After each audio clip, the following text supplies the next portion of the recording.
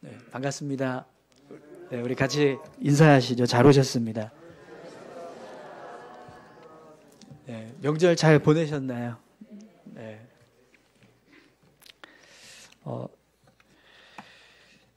이제 서울 경기 지역에는 눈이 굉장히 많이 와서 또 이렇게 명절 기간에 좀 어려움들이 있었던 것 같은데, 그래도 이제 울산 지역에는 비는 조금 왔는데 눈은 안 왔죠. 그래서 뭐 이렇게 크게 이동하시고 또 가족들 만나시는데 어려움 없었을 것 같은데요. 이제 명절이 끝나고 또 이제 좋은 시절이 다 갔습니다. 그죠? 네, 이제 열심히 이제 삶을 살아가야 하는 일상으로 돌아왔는데요. 우리 삶이 늘 주님 안에서 믿음을 견고하게 세워가고 또 하나님 안에서 축복된 삶을 우리가 살아갈 수 있었으면 좋겠습니다. 오늘은 요한일서 2장 18절에서 29절까지 말씀을 가지고 우리 영혼의 노후 대책이라는 제목으로 같이 함께 말씀을 좀 나누겠습니다. 좀 다소 제목이 좀 생소하죠. 영혼의 노후 대책. 노후 대책이라는 말은 많이 들어봤어도 영혼의 노후 대책이라는 말은 좀 이렇게 좀 생소할 겁니다. 요즘 이제 사회가 점점 고령화되고 있습니다. 그러다 보니까 정부의 여러 가지 정책이나 사업들도 이제 고령화되는 이제 사회에 맞춰서 이제 이루어져 가는 것을 보게 됩니다. 근데 목회자들도요, 이 고령화 사회에 맞춰서 사역을 하려고 하는 그런 모습들을 보게 돼요. 제가 지난 이제 2주 전이죠, 목회자 평생 교육을 갔는데 이제 목사님들이 이 노인 사역에 대한 관심들이 굉장히 높더라고요. 특히 이제 시골 교회 목사님들은 뭐 거의 이제 노인들밖에 없으니까 사역 자체가 노인 사역에 맞춰져 있어요. 그래서 주로 이야기하시는 내용이 노인 주간보호센터 어떻게 설립하고 어떻게 운영하는가, 그 이야기들을 이렇게 하시더라고요. 네. 저한테도 이제 노인 주간보호센터 이거 잘 관심 갖고 잘 준비하라 막 이러면서 얘기를 하시더라고요. 네, 여러분, 우리가 노후 대책이라는 말을 굉장히 많이 합니다. 노후 대책을 잘 했냐, 노후의 삶을 잘 준비했냐, 그런 이야기들을 해요. 네, 그렇게 하는 이유가 언젠가는 이제 우리가 열심히 이제 현역으로 살던 그런 시간들이 이제 끝난다. 그러면 그 이후부터는 우리가 좀 이렇게 미리 준비해 놓지 않으면 그 이후의 삶을 제대로 살아갈 수 없다. 이제 그런 이야기들을 합니다. 그래서 이제 미리 준비해야 된다. 이렇게 이제 말씀하는 것을 이제 보게 되는데요. 여러분, 뭐 노인 주간 보호 센터 이런 거 관심 가지고 또 이렇게 잘 준비하라 이렇게 이야기하는 거나 또 노후 대책을 잘 준비해야 된다 이렇게 이야기하는 거나 다 사실은 뭘 준비하라는 거죠. 뭘 하라는 거예요. 미래를 준비하라는 겁니다. 그죠? 다가올 미래. 지금 현재의 삶이 아니라 나중에 오게 될 미래의 삶을 우리가 잘 준비해야 된다. 이렇게 이제 이야기하는 겁니다. 근데 여러분, 우리 그리스도인들에게는 한 가지 더 준비해야 되는 미래가 있습니다. 그게 뭐죠? 우리 영혼의 노후. 이제 우리 영혼의 노후 대책이에요. 그러니까 삶의 노후 대책만 준비하는 게 아니라 우리 인생이 딱 끝나는 순간 다시 새롭게 시작돼야 될 영혼의 삶, 그 영혼의 삶을 우리가 잘 준비해야 한다라는 거죠. 오늘 이제 본문 말씀을 보니까요, 요한 사도가 지금이 마지막 때인 줄 아노라 이런 말씀을 합니다. 여러분 한번 본문을 보시겠어요? 18절, 19절 말씀인데요. 아이들아, 지금은 마지막 때라. 적그리스도가 오리라는 말을 너희가 들은 것과 같이 지금도 많은 적그리스도가 일어났으니 그러므로 우리가 마지막 때인 줄 아노라. 그들이 우리에게서 나갔으나 우리에게 속하지 아니하였나니 만일 우리에게 속하였더라면 우리와 함께 거하였으려니와 그들이 나간 것은 다 우리에게 속하지 아니함을 나타내려 함이니라. 아멘. 지금 본문을 보시면 사실 이 요한 사도가 영지주의 이단에 대한 설명을 하고 있어요. 19절에 보면 그들이 우리에게서 나갔으나 우리에게 속하지 아니하였나니 만일 우리에게 속하였더라면 우리와 함께 거하였으려니와 그들이 나간 것은 다 우리에게 속하지 아니함을 나타내려 함이니라. 이제 이렇게 말씀합니다. 이게 무슨 말이냐면 영지주의 이단들이요, 사실은 교회에 속해 있던 사람들이라는 거예요. 그런데 어느 순간 이들이 잘못된 교리에 빠져서 결국에는 교회 밖으로 나가게 되었다라는 겁니다. 그런데 지금 요한 사도가 이 영지주의 이단들에 대한 설명을 하면서 어떤 얘기를 하냐면 지금이 마지막 때라는 거예요. 근데 왜 마지막 때라고 이야기하냐면 이런 영지주의 이단들이 나오는 시기가 언제냐면 마지막 때이기 때문이라는 거죠. 마지막 때가 되면 이런 적그리스도가 나타난다는 거예요. 그래서 이런 적그리스도들이 나타나고 있기 때문에 지금이 마지막 때다, 이렇게 설명을 하고 있는 거죠. 근데 여러분, 이 요한 서신이 언제 기록됐냐면 AD 90년에서 95년입니다. 그러니까 지금으로 따지면 약 1930년 전에 기록된 서신이에요. 그럼 1930년 전에 요한 사도가 살던 시대도 마지막 때라고 말씀한다고 하면 지금은 어떨까요, 여러분? 1930년이 흘러간 지금. 여러분, 지금 우리 삶을 한번 보세요. 어떻죠? 성경에서 말씀하는 마지막 때에 관한 징조들이 더 많이 보여요. 그죠? 훨씬 더 많이 보입니다. 그러니까 우리가 볼 때는요, 지금이 마지막 때인 것 같아요. 지금이. 네. 근데 요한 사도는 이미 1930년 전에 우리가 살던 시대가 마지막 때였다, 이렇게 이야기를 하는 거죠. 그럼 여러분, 우리가 볼 때는 지금이 마지막 때인 것 같고 요한 사도가 살던 시대가 마지막 때인 것 같다고 하는데, 그럼 도대체 언제가 마지막 때일까요? 네. 주석을 보니까요, 이 마지막 때를 이렇게 정의하고 있습니다. 그리스도의 승천 이후 모든 시간은 적그리스도가 횡행하고 그리스도의 재림이 임박한 종말의 시기다. 그러니 성도는 날마다 종말론적 긴장감을 가지고 삶을 살아야 한다. 그러니까 예수님께서 승천하시고 나서 다시 오시기 전까지 모든 시간이 다 마지막 때라는 겁니다. 그렇기 때문에 우리 그리스도인들은요, 늘 그 시간을 깨어있는 모습으로 살아야 한다. 이렇게 이제 이야기를 하는 거죠. 여러분, 성경에서 우리가 마지막 때에 관한 말씀들을 보면 어디에 강조점을 두고 있냐면 언제가 마지막 때다, 이걸 강조하는 게 아니고요, 언제가 마지막 때인지 모르니 그때를 잘 준비해라, 여기에 강조점을 두고 있습니다. 오늘 이제 본문에서 요한 사도가 지금이 마지막 때다 이렇게 말씀하는 것도 지금 요한 사도가 살고 있던 시대가 마지막 때라는 의미가 아니고요, 그때에도 이미 벌써 적그리스도라고 하는 그런 이단들이 막 활동을 하고 있었다라는 거예요. 그러니까 마지막 때에 나타날 징조들이 있었다라는 거죠. 그러니까 그런 징조들을 잘 보고 정신 차리고 있어야 된다. 이런 영지주의 이단에 빠지지 않도록 깨어 있어야 한다. 그래서 지금 우리가 살고 있는 이 시대가 바로 마지막 때다, 이렇게 이제 말씀하고 있는 겁니다. 여러분, 지난 우리 이제 새벽에 마태복음 24장과 25장의 말씀을 함께 우리가 살펴봤었는데, 마태복음 24장과 25장에 보면 마지막 때에 관한 말씀을 해요. 마지막 때에 관한 말씀들을 아주 자세하게 설명하고 있습니다. 근데 24장과 25장에서 계속 강조하는 게 뭐냐면 항상 깨어 있어라. 항상 깨어 있어라. 언제가 그날이 올지 모르니 항상 깨어 있어야 한다. 이 얘기를 계속해서 강조합니다. 근데 여러분, 항상 깨어 있어야 한다, 이게 도대체 뭐죠? 무슨 말씀을 하는 거죠?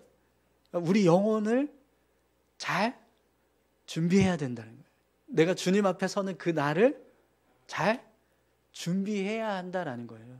그러니까 제가 이걸 이렇게 풀었어요. 우리 영혼의 노후 대책.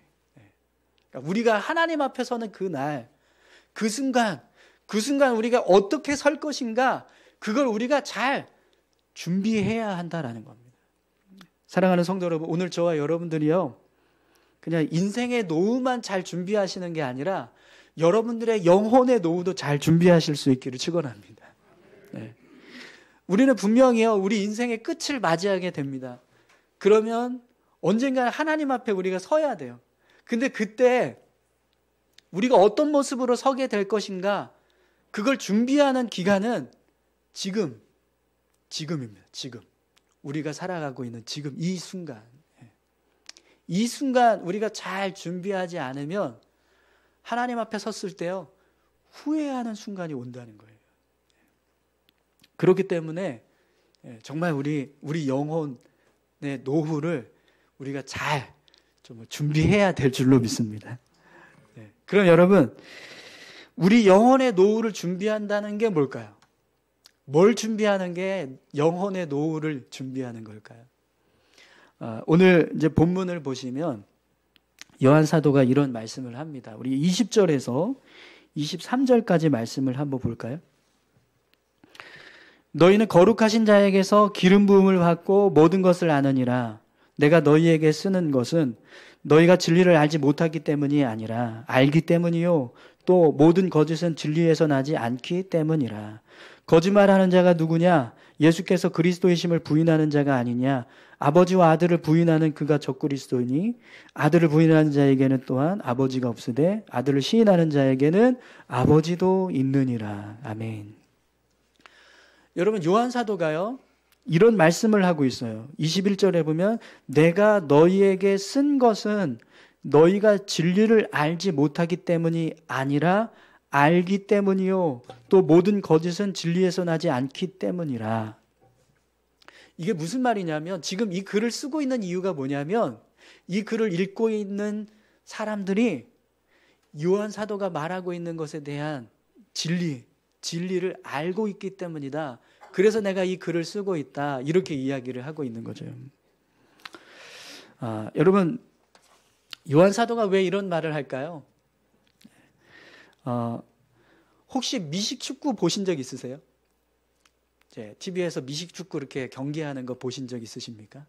네. 여러분, 미식축구 그 보시면 어때요? 재미있으세요? 재미없죠? 네. 근데 미국 사람들은요, 가장 좋아하는 스포츠 중에 하나가 이 미식축구예요. 네. 얼마나 좋아하냐면, 이게 이제 미식축구도 이게 최종 이제 우승을 가리는 결승전이 있는데, 그걸 슈퍼볼이라고 하거든요. 근데 이 슈퍼볼 경기가 있는 그 시기에 이제 경기 중간에 하프타임이 있어서 이제 쉬는 시간이 되면 광고가 나가요. 근데 그 광고가 30초짜리 광고가 나갈 때 그 광고를 내보내기 위해서 얼마나 비용을 지불하는지 아세요? 80억. 30초짜리 광고 한 편 나가게 하는데 80억 비용을 대야 된다는 거예요. 왜 그러냐면 이 슈퍼볼 경기를 할 때 시청자가 몇 명이냐면 1억 2천만 명. 1억 2천만 명이 동시에 그 광고를 보는 거예요. 그러니까 30초짜리 광고 한 편 나가는데도 80억을 지불하고 내보내는 거죠. 네. 우리나라에서도 현대, 기아에서 이렇게 광고를 계속해서 내보냈었거든요. 네. 그 정도로 이 미국 사람들은요, 이 미식축구에 열광한. 근데 우리는요, 이게 무슨 게임이냐, 이게 운동이냐, 막 이래요. 왜 그렇죠? 몰라서 그래요. 몰라서. 네. 경기 룰도 모르고 또 뭐 어떻게 이렇게 진행이 되는 건지 전혀 모르니까 그냥 우리가 볼 때는요, 그냥 고릴라 같은 사람들이 막 부딪히고 붙잡고 막 공 던지고 그냥 그 정도로만 보이는 거예요. 근데 룰을 알면 재밌어요.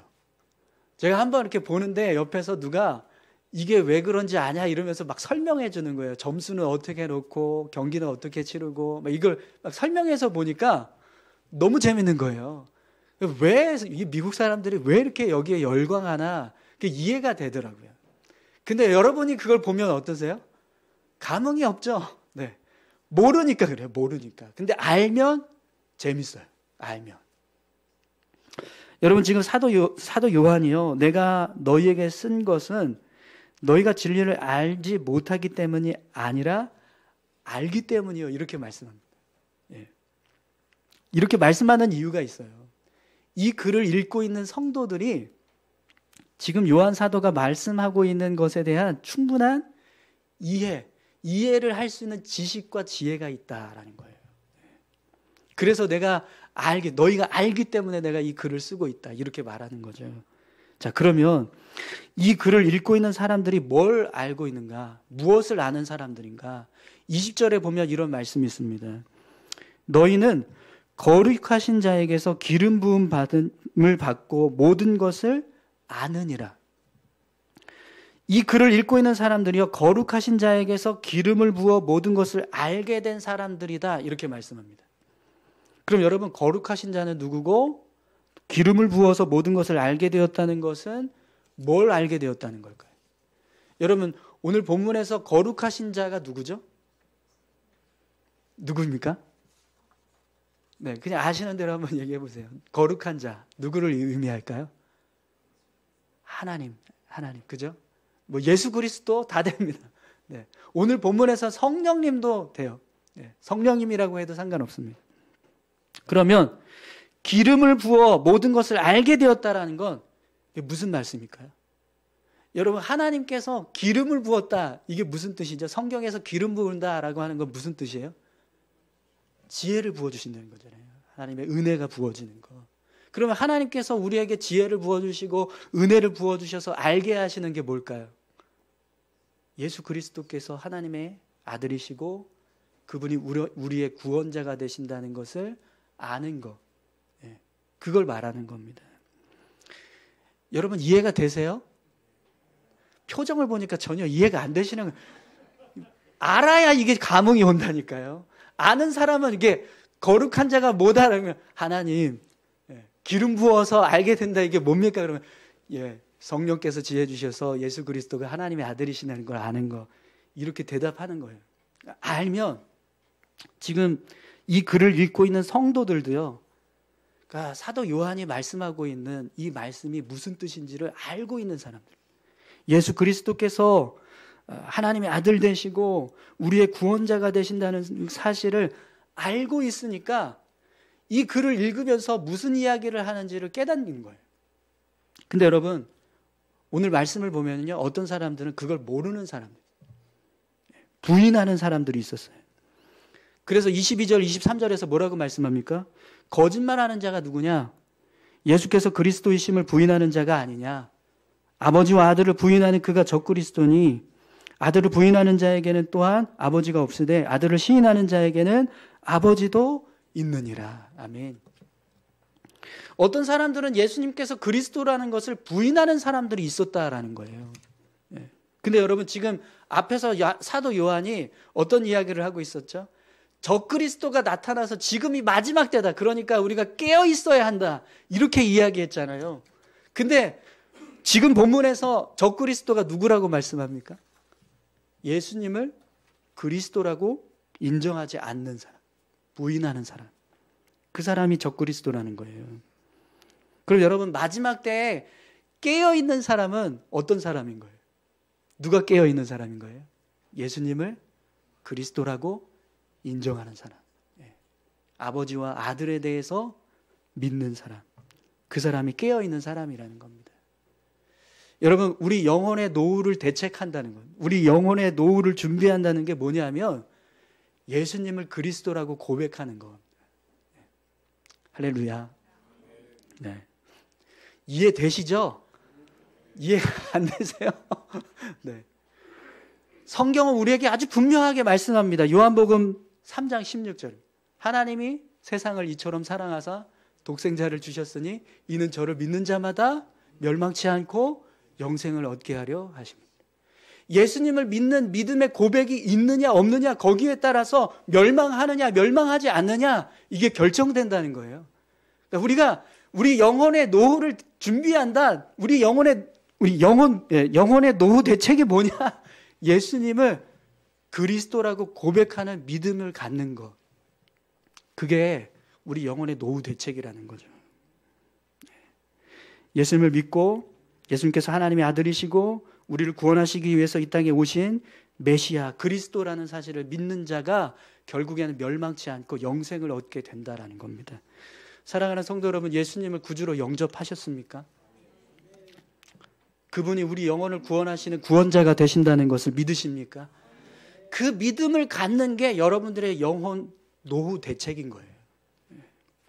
그런데 여러분, 오늘 본문을 보시면 요한 사도가 이런 말씀을 합니다. 24절, 25절 말씀을 보세요.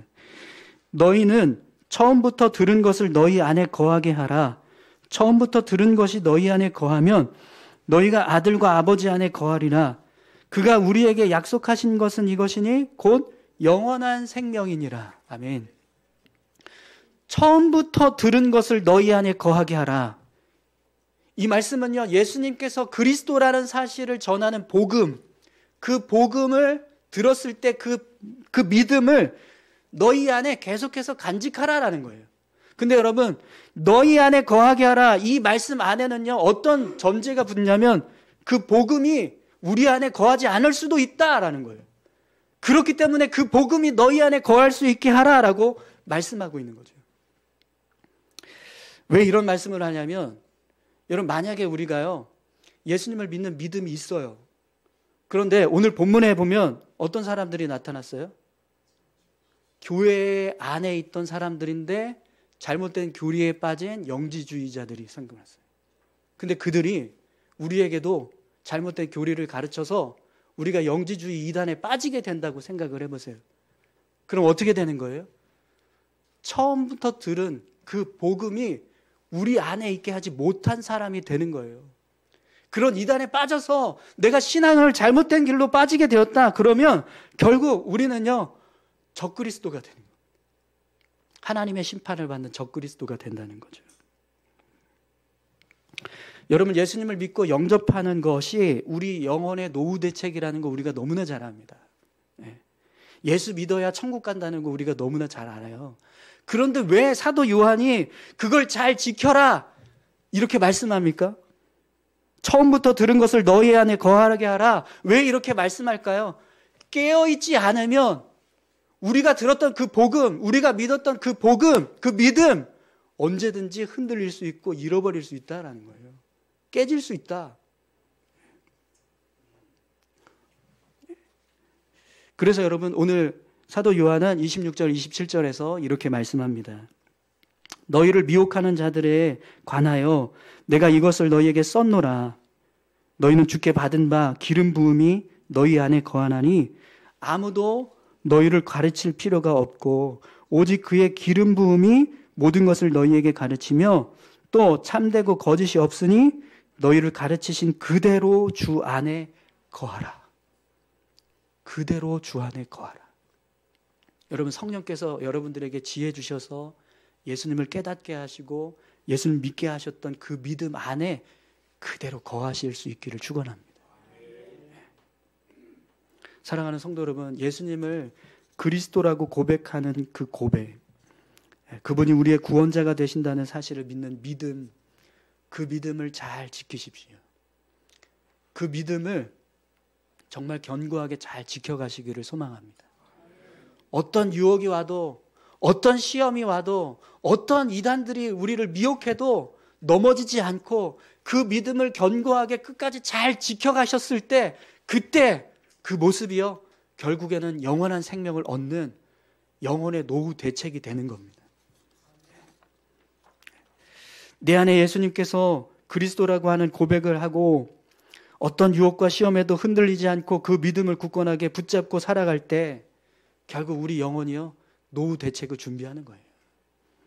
오늘 저와 여러분들이 그렇게 영혼의 노후 대책을 잘 준비하실 수 있기를 소망합니다. 여러분, 예수님 믿는 그 믿음 견고하게 잘 지켜가고 계십니까? 어떤 순간에도 흔들리지 않을 수 있으십니까? 그게 여러분들의 영혼이요, 노후 대책 준비하신 겁니다. 또 오늘 말씀을 보니까요, 우리 영혼의 노후 대책이 그냥 예수님을 믿는 믿음을 견고하게 세워가는 것뿐만 아니라 한 가지 더 준비해야 되는 게 있어요. 여러분, 28절에서 29절까지 말씀을 보십시오. 자녀들아, 이제 그의 안에 거하라. 이는 주께서 나타내신 바 되면 그가 강림하실 때에 우리로 담대함을 얻어 그 앞에서 부끄럽지 않게 하려 함이라. 너희가 그가 의로우신 줄을 알면 의를 행하는 자마다 그에게서 난 줄을 알리라. 아멘. 요한 사도가요, 우리가 주님 앞에 섰을 때 부끄럽지 않게 하기 위해서 주님 안에 거해야 한다. 주님 안에 거하라. 이렇게 말씀합니다. 근데 여러분, 오늘 본문에 보면은요, 이 주님 안에 거하라라고 하는 이 말씀 속에는요, 두 가지 의미가 있어요.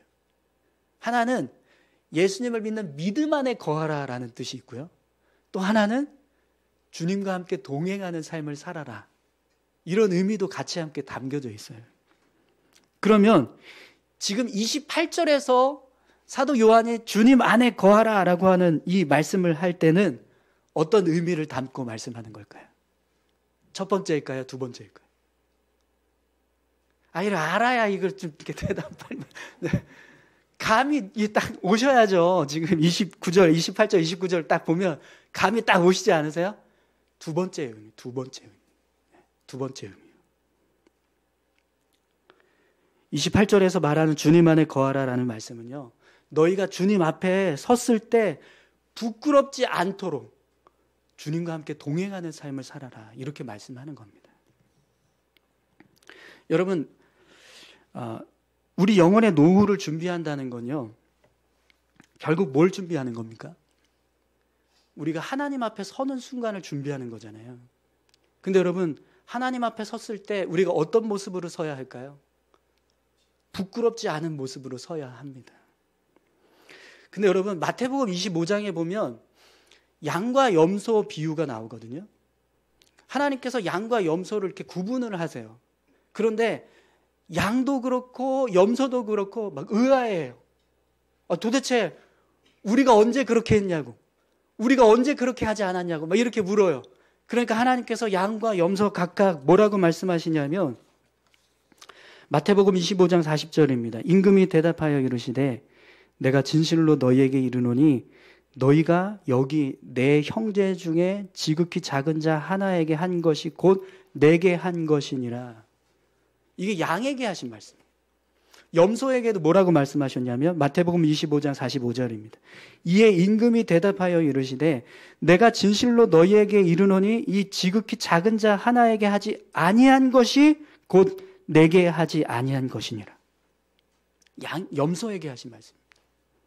하나님께서 양과 염소를 구분하시는데요, 어떻게 구분하시냐면 양이 예수님을 믿는 믿음이 있는가, 염소가 예수님을 믿는 믿음이 있는가, 그걸 보시는 게 아니고요, 그들이 어떻게 살았는가, 그걸 보세요. 양이 어떻게 살았는가, 염소가 어떻게 살았는가. 그럼 여러분, 우리가 하나님 앞에 설 때 하나님께서 우리를 천국으로 인도하신다라고 할 때 그 기준이 뭐죠? 성경에서 뭐라고 말씀합니까? 아까 요한복음 3장 16절에서 뭐라고 말씀했죠?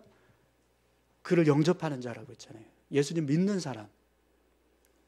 우리가 믿음을 가지고 있는가, 그걸 보면 우리가 천국 갈 수 있는지 지옥 가게 되는지 그걸 알 수 있단 말이에요. 근데 하나님이 우리를 양과 염소로 구분하실 때 뭘 보시냐면 너 예수 믿어 이게 아니라 너 어떻게 살았어? 이걸 보신다는 거예요. 너 양처럼 살았냐? 염소처럼 살았냐? 이걸 보시는 겁니다. 그럼 여러분, 왜 하나님께서 우리가 양과 염소로 구분하는 일을 하실 때 예수님을 믿는 믿음을 보시는 게 아니라 우리가 산 삶을 보실까요? 오늘 본문에서 그 이유를 설명하고 있습니다. 우리 29절 다시 한번 보시겠어요? 너희가 그가 의로우신 줄을 알면 의를 행하는 자마다 그에게서 난 줄을 알리라. 우리가 예수님을 믿는 믿음을 가지고 있다. 그러면 어떻게 산다는 거예요? 예수님처럼 산다는 겁니다. 예수님처럼 의로운 삶을 산다는 거예요. 그래서 우리가 어떻게 살았느냐 그것만 봐도 예수 믿는지 예수 믿지 않는지 그게 드러난다는 겁니다. 사랑하는 성도 여러분, 우리가 예수님을 믿는 믿음을 세워가는 모습은요, 그냥 입술의 고백을 세워가는 게 아닙니다. 예수님처럼 삶을 살아가는 것, 예수님을 닮고 예수님의 뜻을 따라서 삶을 살아가는 것, 그것이 예수님을 믿는 믿음을 세워가는 모습이라는 거예요. 네. 오늘 저와 여러분들이 그냥 입술로만 예수님 믿는다라고 고백하는 믿음이 아니라 예수님과 함께 동행하는 삶을 사실 수 있기를 소망합니다. 예수님이 어떤 모습으로 사셨는가, 예수님이 뭘 원하시는가, 예수님께서 이루시고자 하는 것이 무엇인가, 그걸 우리가 마음속에 품고 그 뜻을 이루어가면서 삶을 살아가는 것. 그게 결국에는요, 우리 영혼의 노후를 준비하는 것. 하나님 앞에 섰을 때 그 모습으로 설 때 우리가 부끄럽지 않은 모습으로 서게 된다는 거죠. 사랑하는 성도 여러분, 우리 정말 잘 우리의 믿음을 세워가실 수 있기를 소망합니다. 근데 그 세워간다는 것은요, 예수 믿습니다라고 고백하는 것만이 아니라 예수님처럼 열심히 살려고 노력하는 것. 그래서 하나님 앞에 설 때 부끄럽지 않게 서겠습니다라고 하는 삶. 그게 결국에는요, 우리 영혼의 노후 대책입니다. 오늘 저와 여러분들이 정말 영혼의 노후 대책을 잘 준비하실 수 있기를 축원합니다. 우리 같이 함께 찬양하실까요?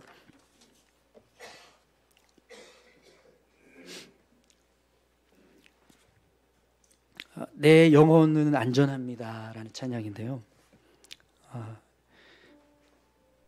우리 영혼이 안전할 수 있는 방법은 두 가지입니다.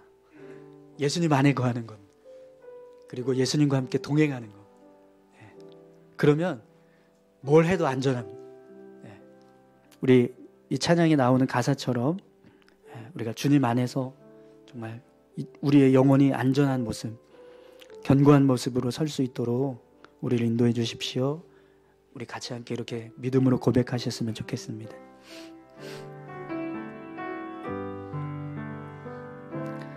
내 아버지 그 품 안에서 내 영혼은 안전합니다. 주 손길로 내 삶을 안으시니 그 평강이 나를 덮습니다. 네, 다시 한번 고백할까요? 내 아버지 그 품 안에서 내 영혼은 안전합니다. 주 손길로 내 삶을 안으시니 그 평강이 나를 덮습니다. 나 비록 넘어지며 흔들리지만 주내 여하며 나를 붙드시니 내 생각을 주께로 돌리고 주시는 평강의 옷을 입습니다. 주 약속 안에서 내 영혼 평안해 내 뜻보다 크신 주님의 계획 나 신뢰해 두려움 다 내려놓고 주님만 의지해 주 안에서 내 영혼 안전합니다. 여러분 가사를 한번 보시겠어요? 내 아버지 그 품 안에서 내 영혼은 안전합니다. 주 손길로 내 삶을 안으시니 그 평강이 나를 덮습니다. 나 비록 넘어지며 흔들리지만 주 내 안에 거하며 나를 붙드시니 내 생각을 주께로 돌리고 주시는 평강의 옷을 입습니다. 주 약속 안에서 내 영혼 평안에 내 뜻보다 크신 주님의 계획 나 신뢰해 두려움 다 내려놓고 주님만 의지해 주 안에서 내 영혼 안전합니다. 아멘. 여러분 주님 안에 있을 때 우리가 안전한 줄 믿습니다. 네, 우리 같이 함께 기도하실까요? 우리의 믿음이 정말 견고한 믿음 되기를 소망합니다. 하나님, 우리 믿음을 붙잡아 주십시오. 어떤 시험도 어떤 유혹도 이겨내게 하시고 주님 앞에 견고히 설 수 있는 믿음 우리에게 허락해 주십시오. 우리의 믿음이 그냥 입술의 고백이 아닌 우리 삶으로 드러나는, 예수 그리스도를 닮고 예수님처럼 삶을 살아가는 참된 믿음이 될 수 있게 해달라고 여러분 우리 같이 함께 기도하기 원합니다. 함께 기도하시겠습니다. 하나님 아버지 감사합니다. 하나님, 우리를 붙들어 주시고 인도하여 주시옵소서. 요한 사도도 자신이 살고 있던 시대가 마지막 때라고 고백합니다. 수많은 적그리스도의 아버지 출현과 또 성도들의 시험, 신앙을 위협하는 여러 가지 많은 유혹과 시험들이 그때에도 있었습니다. 그러나 주님, 지금은 더합니다.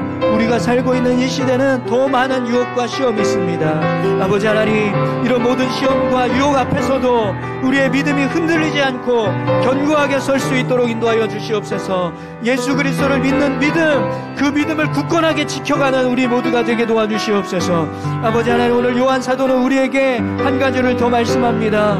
우리가 지켜가야 할 믿음은 단지 입술의 고백이 아니라 예수 그리스도를 믿고 그 믿음을 가지고 삶을 살아갈 때, 예수님처럼 살아갈 때, 예수님과 함께 동행하는 삶을 살아갈 때 그것이 우리의 믿음이고 그것이 참된 믿음이라고 우리에게 말씀합니다. 주님, 우리 영원히 주님 앞에 서는 날, 주님, 우리의 믿음이 견고하게 서서 주님 보시기에 합당한 모습, 부끄럽지 않은 모습 되기를 소망하오니 주여 붙잡아 주시고 인도하여 주시옵소서. 주님, 우리를 붙들어 주시길 원합니다. 주님, 함께 해 주시옵소서.